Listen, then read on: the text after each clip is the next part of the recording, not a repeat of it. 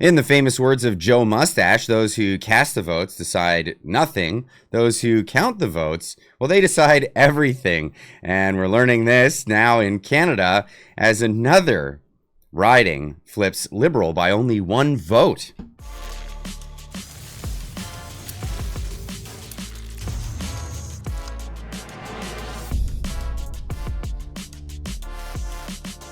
Ladies and gents, welcome back. If you're new to the channel, make sure you hit that subscribe button and hey, hit the like right down there. Let's get into this story. Now, this is quickly becoming one of the most interesting elections in Canadian history, and I say interesting with a pinky in the corner of my mouth. Oh, actually, this was one of the guys who endorsed, incidentally, the current Prime Minister of Canada, but I digress on that one. Let's get into this.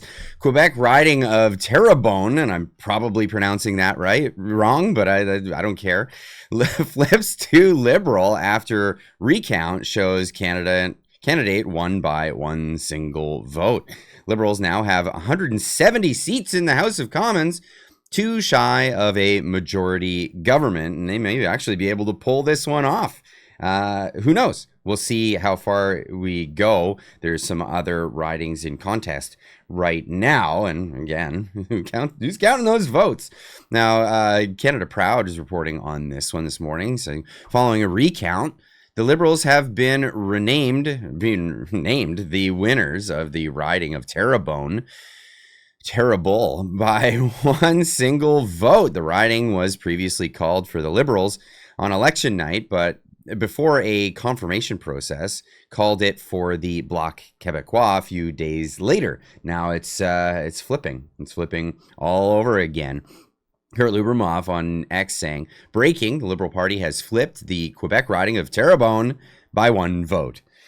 Mark Carney is 2 seats away from a majority government. There are 840 rejected ballots. WTF, Banana Republic. And this is what we're looking at.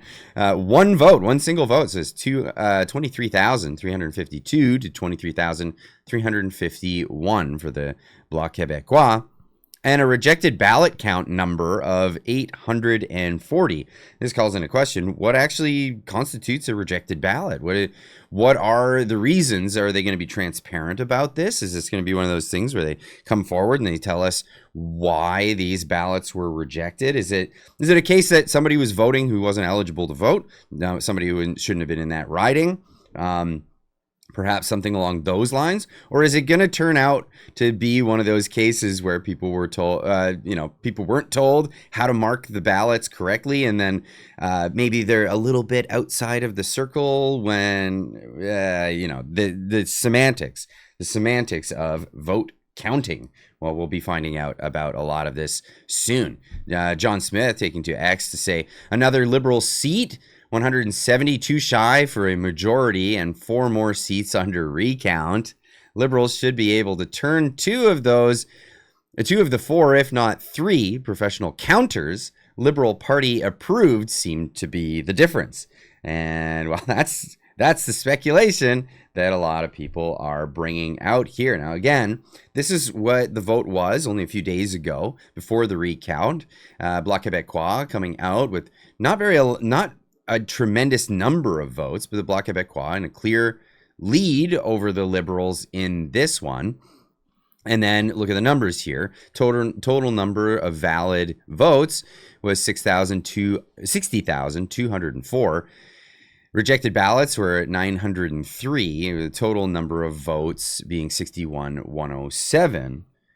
And here's the new numbers. And this is after the new recount. And this is going to be where it lands. 60,278, 840 rejected ballots, and a total number of votes, 61,118. Wait, hold on. That doesn't add up, does it? Well, the Remanded points this out. Elections Canada finds 11 ballots. WTF. I noticed 2 things.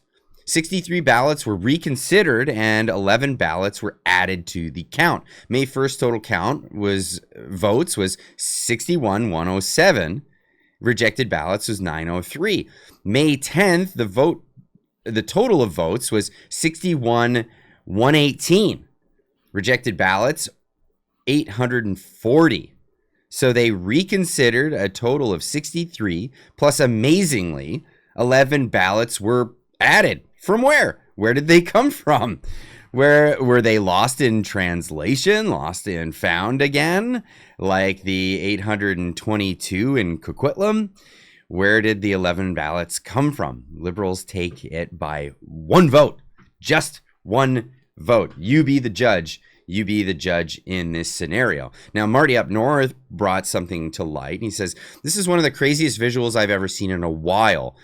This is the percentage of rejected ballots for each riding from 2025 Canadian federal election, sorted from west to east. I basically attempted to match the country's geography. The blue boxes here are all the ridings in Quebec. This is really odd.